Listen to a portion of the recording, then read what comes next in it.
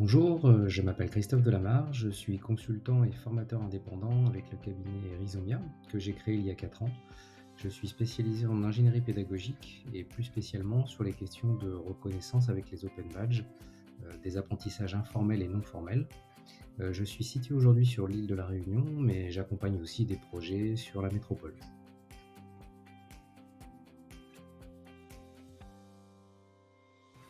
Je vais vous parler d'un programme dont la première partie vient de se terminer, le projet OB Hero pour Open Badge et Handicap ou l'émancipation par la reconnaissance ouverte. Il a été lauréat en 2022 de l'appel à projet Handinov de la GFIP. Donc, l'objectif principal de cette expérimentation, au sein d'un IME situé dans l'Eure, était de permettre aux jeunes sortant de l'institution de reconnaître et de faire reconnaître, puis de valoriser leurs compétences, leurs engagements, leurs talents ou leurs aptitudes développées au sein de l'IME et lors de stages en entreprise. Les badges venaient rendre visibles et accessibles d'abord pour les jeunes eux-mêmes et pour de futurs employeurs, donc un ensemble de pratiques qui jusqu'ici étaient difficilement valorisables, tant sur le plan technique que sur celui des compétences comportementales. Donc il faut savoir que l'objectif principal de la GFIP est d'accompagner les jeunes vers le milieu dit ordinaire. Donc avec les badges, les jeunes peuvent montrer ce qu'ils savent faire et comment ils le font, associés à des recommandations de la part d'éducateurs et de tuteurs. Du concret donc pour de futurs employeurs et un vrai travail sur l'estime de soi pour les jeunes.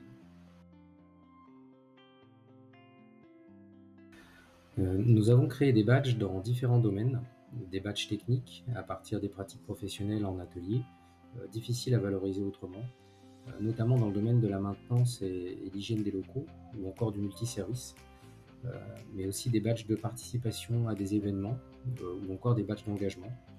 C'est le cas par exemple du badge délégué que nous avons conçu en partenariat avec un autre IME et ouvert à tous, que l'on soit en situation de handicap ou non.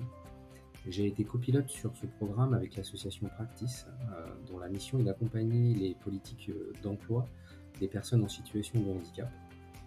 Nous avons mis en place plusieurs comités, notamment un comité de développement regroupant l'ensemble des acteurs engagés dans le processus éducatif et d'insertion sociale et professionnelle des jeunes.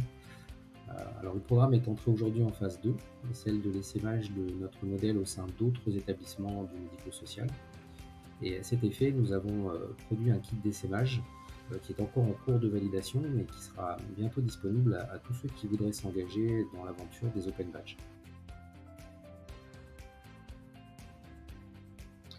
Alors pour illustrer par un badge le dispositif de reconnaissance que nous avons mis en place, on pourrait retenir celui de la sécurité et hygiène au travail. Il est transversal à tous les IME et il a été entièrement co-conçu avec les éducateurs.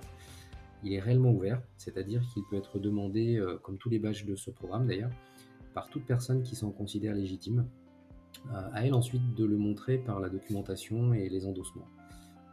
Aujourd'hui, ce badge constitue la porte d'entrée dans l'univers des badges pour les jeunes, qui peuvent le documenter au fur et à mesure de leurs expériences et connaissances acquises au sein de l'IME ou dans le cadre d'un stage en entreprise, en demandant notamment une recommandation à leur tuteur. Tout le monde a bien compris avec ce badge qu'il s'agissait d'un gage de confiance dans le cadre d'une procédure de recherche d'emploi.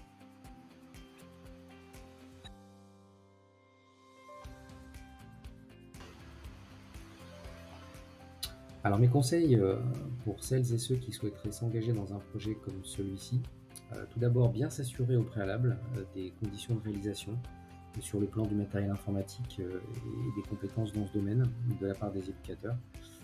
Également de l'engagement des équipes de direction et des équipes éducatives afin de bien accompagner les jeunes dans ce programme qui reste ambitieux. Et également la constitution à court terme d'une instance de gouvernance du projet qui implique les acteurs du médico-social, de la formation, de l'insertion sociale et professionnelle et également des entreprises. On sait bien aujourd'hui que c'est la condition d'une mise en application réelle des badges auprès de ces structures qui accompagnent les jeunes tout au long de leur parcours de formation et d'insertion.